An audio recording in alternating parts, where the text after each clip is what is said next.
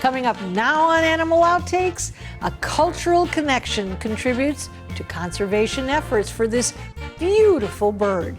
We're learning about the purple martin and how it's created a sense of camaraderie among environmentalists. Plus, we head west to the water to find out what shorebirds may nest any day now on the Sun Coast. Discover what we can do to keep our beaches attractive to this imperiled species. And later in the show, we're checking out the brand new otter habitat at ZooTampa. This and much more straight ahead on Animal Outtakes.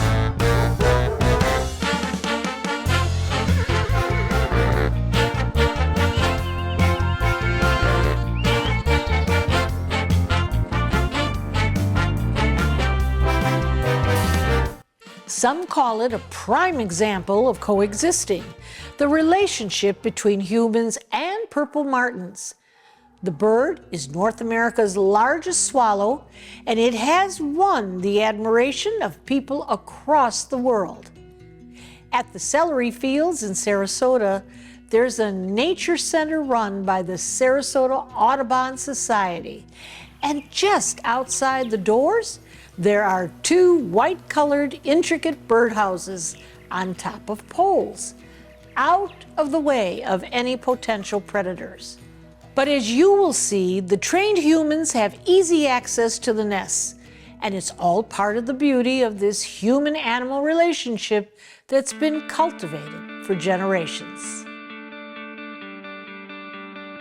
It's beautiful having them around to listen to, and they're very acrobatic. They live 100% on bugs that they catch in the air. So when you see them up there doing this kind of stuff, what they're doing is catching bugs.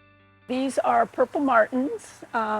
They are North America's largest swallow. They spend their non-breeding season in South America, mostly in Brazil, and then they migrate up to North America to breed. Their claim to fame, or the thing we find very interesting about them, is that they know the birds that are in North America that are east of the Rocky Mountains no longer nest in the wild. They're completely dependent on man-made housing. And this came about probably through their association with the American Indians, who put gourds up around their villages just for decoration. And the purple martins, who are cavity nesting birds, saw these gourds and started nesting in them. And then they also kept the crows and jays and grackles off of their drying animal hides. The males are an iridescent, they're black with iridescent black and purple on them. The females are duller and they're light underneath, as are the immature birds. We bring the nest down twice a week to check on them. There's quite a bit that we can keep our eye out for, things we can do to help them along. And they seem to genetically understand at this point that humans are good to be around. We think they understand that humans kind of repel predators. There will be less snakes, less raccoons. You know, we keep track of the eggs. You know, kind of once they hatch, we document how the babies are doing. We kind of monitor, you know, if we need to intervene. Like sometimes, you know, if they get mites or things of that nature, we get involved. You know, we'd love to see more people. I've got a purple martin house in my backyard. You have to go to, I live in an HOA neighborhood, so you have to go through your HOA to get it okayed. But like I said, they don't nest in the wild anymore. So we want to see, you know, more people we can get interested in being purple martin landlords, the better. I love birds, I love wildlife, and it's never do you get so close to the birds nesting, to the baby birds, and there's so much you can do to help them. Like I said, you know, we're checking the nest constantly for different things that can go wrong and ways. There's a lot we can do to help these guys. We're going through different periods with these birds. Right now they're laying their eggs and they will start hatching this coming week. You know, we start looking for different things in the nests that we can be preventable problems as long as they're seen ahead of time. And then they're in the nest for 4 weeks. So when they come out of the nest, they have to be able to fly. And that's a whole lot of fun to be around here when they're coming out of the nest. When you see it up close, it feels a lot more real. Again, I think as, you know, social media becomes a thing, like maybe in a way we're more connected, but in other ways I think we're disconnected, you know, and you come out here in your nature, and again, you hear the birds and the winds blowing, but more importantly, you see these little eggs and you see these little baby birds, and it's like, wow, you know, this is something I can get involved and I can protect. It definitely carries a weight to it, and again, it's something that I'm passionate about, and I'm really thankful that I've gotten involved with it. When it comes to citizen scientists, you know, this is really it in motion. So it's great to come out here every week and, you know, meet new people and get to see my fellow volunteers. So. If you'd like to learn more about this program, you can go to SarasotaAudubon.org. And now we head to the beach, where we meet up with another group of avian advocates. The Anna Maria Island Turtle Watch and shorebird monitoring volunteers are on the lookout. This time of year, they are doing detailed surveys of beaches, keeping an eye out for nesting shorebirds. But they're also hoping to educate visitors about the do's and the don'ts to give these birds a fighting chance at a successful nesting season. This is exciting. Look who just joined us from behind. Yes, these are all black skimmers. We've been waiting for them to join us. A black skimmer is a seabird. They are one of the largest birds that we have on the beach. And you notice that they've got these white bellies and black wings and those large bills. So in the spring, we start off looking for shorebirds that are courting, mating, or doing anything that is pre-nesting behavior. So we're watching the behavior of specific birds. We look for that type of behavior with black skimmers, American oyster catchers, snowy plovers, and least terns. And those are all protected species in Florida and within the United States. And we're looking for that so that we can make sure to post off the area that they have once they start laying eggs. So it's always exciting to see that first egg and looking for it. It's like a scavenger hunt to some extent, that you're looking for eggs, you're watching behavior. And you know, for me, it's just seeing the changes month to month out here on the island. Some months we'll be doing a survey on the beach and hardly see any birds. And then a month later, there are thousands. And so that gives me great joy when we see that many birds that are flocking to Anna Maria Island beaches. So this is another highlight for when we're doing surveys. These birds are long distance migratory birds. They go from Terra del Fuego in South America up to the Arctic Circle. And so it's really, really exciting to see these join us this morning. They are red knots. So they are the larger birds with the darker backs. Compared them to the sanderlings that have a white belly, much smaller. But these guys are going to start feeding. And we always look to see if there are any bands on their legs. They're typically banded where they hatch. And the bands are used to track their migration patterns. So if we see a banded bird, whether it be a red knot, black skimmer, even a royal tern, we always fill out a report and send it into the banding bird laboratory, which is managed by the US government. And then we get a report back as to where they were banded, and they can then track, the bander can then track the progress of that particular bird. What else do we have in here? Have any sandwiched? Oh, a lesser blackback gull. He's the big guy over here walking to the left with the yellow feet, yellow legs, black back. So we usually don't see them except in the wintertime. On a survey, if we were to come across a group of birds like this, we would count each species by number, and so then we're tracking those numbers. We're also looking to see what different species there might be. So when I got excited about the red knots, it's an exciting experience. We're also watching their behavior. So these birds are all very comfortable here. It's a less populated beach. You have walkers, but the walkers don't necessarily disturb them as much as people running through them.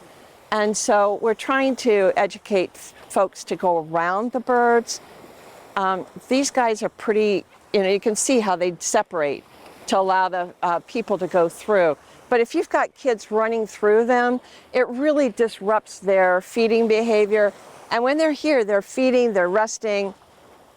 So you see, they move, the sandalies moved away, and now they're going back to the water because they want to get some food. Shorebirds use the beaches as their nesting areas. And not only do they need the wide open beach undisturbed with a little bit of sparse vegetation, but they lay their eggs directly on the sand. So if people don't see or know what to look for with a shorebird nest, they may accidentally step on it. So, hold on, she's getting really excited. Oh, okay. What's that? happening? We have Oyster catchers. I have a pair of oyster catchers down to the right of where they're supposed to go.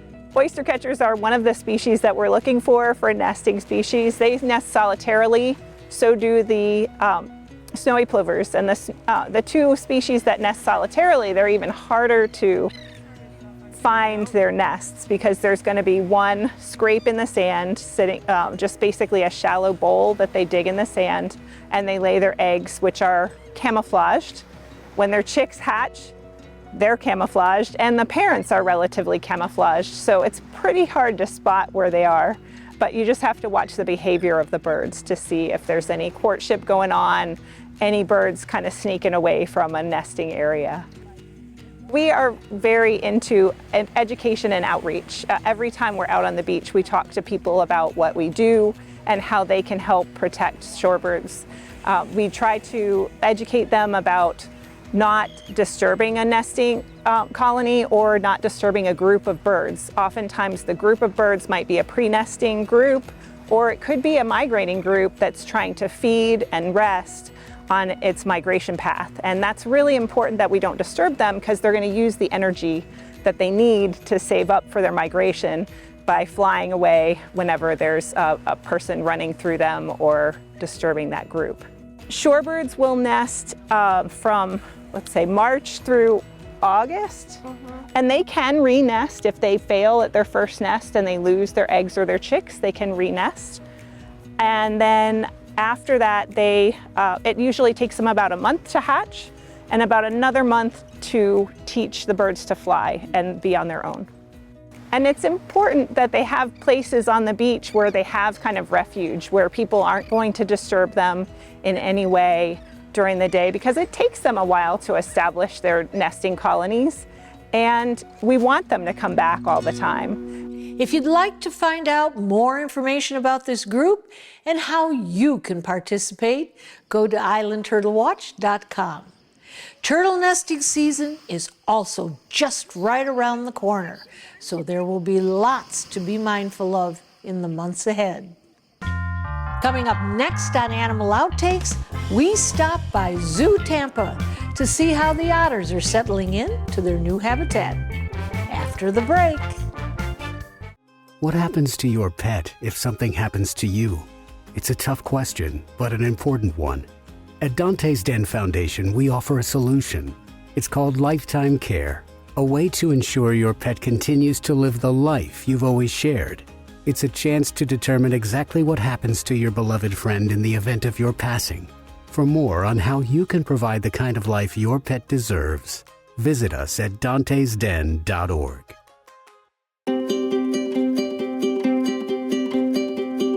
At ZooTampa, ZooTampa, we have North American river otters. We actually have 3. We have a male and 2 females. We just recently opened Otter Oasis here, which is a brand new habitat for them, and we're slowly introducing them. So as you come to the zoo, you may see 1 or all 3. Otters are mammals. They're found all over North America. They can actually live in multiple different kinds of climates. They can live in snow as well as in Florida. They can handle our climate as well. They have webbed feet, so they're great swimmers. They have a very high metabolism, meaning they eat all the time. You're going to find them in ponds. They are freshwater species. For the most part, you're going to see them probably more like the dusk kind of time or early morning, but they're pretty elusive. If you see one, you're pretty lucky to find one. So they're native to Florida, and one of the things that we really highlight here at ZooTampa is our Florida wildlife. We really want to educate people how to live with the animals that live in their backyard. And otters are one of those. You may see them in your backyard, and so we want to teach you how to see them, and this is a great way to see them up close and personal and get that connection, whereas in the wild, we really want you to keep your distance. That's really important for us, just for those animals to live in harmony with people, and that's part of our mission here. We were really meticulous in planning what we wanted for this species. We wanted to ensure the animals had choice and control. So when you're looking at the habitat, you're gonna see 1 pool is on the windows where guests can see them underwater, whereas we have 1 away. So they have that choice, as well as it's dynamic with natural substrate, but it's really good for guest viewing. So it has that for both the animals' enjoyment as well as people. That was really important to us.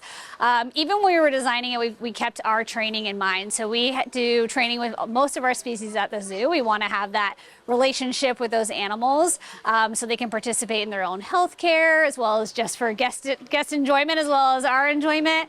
And so we kept that in mind as well. So we have a training window, we have little feed ports where we can put enrichment. And so far so good. The animals are already acclimating incredibly well to their new space. Animal well-being is incredibly important for us. We assess that all the time with all of the species at the zoo, from everything from a tiny frog all the way up to an elephant. And obviously those come in different levels of what those needs are. When it comes to mammals, they tend to have a higher need to be able to have that engagement with us. So part of what we wanted to do with our otters was to have that voluntary health care. And so the animals will learn how to go into a space where we can actually do voluntary injections if they need a vaccine or they need a workup. As well as, again, that engagement where we can ask them to come off of habitat, keep things interesting for them, keep it dynamic. It is incredibly important for us that they have the best life possible while they're living here. They are part of an SSP, or the Species Survival Program, which is part of AZA, and so we are hopeful that our group will actually be recommended to breed so we can continue to help grow the population. Otters in general have had a pretty healthy existence, but we want to keep that going for years to come. They do like to roll around in sand. That's part of grooming and keeping their coat clean, so you may see them drying off that way. Incredible swimmers as well. Their coats are really thick and dense, and it's really important for them to keep those, keep it clean. Imagine, so they can live in Florida temperatures, but they can live in snow. So they're built for everything, and they want to keep it going. Very active animals. They kind of are that, they remind me of young toddlers. They're gonna go, go, go, and then sleep a lot, and then go, go, go. So if you come by and you see them sleeping, I would definitely encourage you to come back and check on them later, because more than likely they'll be up and awake. For more about the otters at ZooTampa and the many programs the zoo participates in for species survival, go to ZooTampa.org. A little later in the show, we will introduce you to one of the newest babies on the block.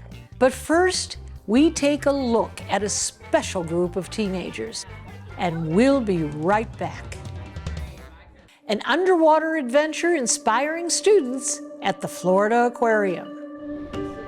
3 middle and high school students from historically underserved Tampa neighborhoods swap books and backpacks for some pretty cool dive helmets. It's part of the Teen Achievers Aqua experience. Aqua stands for Achieve, Question, Understand, and Aspire. The program offers students hands-on opportunities to explore the natural world and develop leadership skills. Yeah, I'm excited but nervous. They were able to explore the aquarium's 500,000-gallon Heart of the Sea habitat. The Sea Trek underwater walking adventure put them face to face with rays, a rescued sea turtle, and a whole lot of fish. The experience is a partnership between Bank of America, the YMCA, and the Florida Aquarium. And the purpose is to prepare teens to become future leaders through college readiness resources, leadership development, and opportunities to make a meaningful impact in their communities. Program leaders selected the 3 students based on academic success, stellar attendance, and engagement at school. I'm a good student, good grades. I treat my peers well. I'm an achiever, and I just follow my dreams. These 3 students have exemplified those things beyond. So they work extremely hard in school, they are committed, they're a positive influence on their peers, they're engaged, and so we just wanted to give them a new experience that would highlight all the things they bring to the program. Their instructor also joined in as a nod to his leadership in running the program. And he's been able to increase enrollment and create unique opportunities for students. After the dive, several other teen achievers took part in a panel on careers in conservation. So today we've brought 20 of our teen achievers to the aquarium to learn more about career opportunities that exist in their community, but in conservation and in a really cool place like the Florida Aquarium. It's really important that people know that the Florida Aquarium is not only an amazing place to visit, to work, to volunteer, or to be a part of this world, but we understand as part of the community it is our responsibility to give back and to talk and co-design programming with the community, understanding what the needs are and being there to help support and make things better. Stay with us. There's more Animal Outtakes coming up next. Animal Outtakes is produced by Dante's Den Foundation, a nonprofit group dedicated to creating the best life for dogs.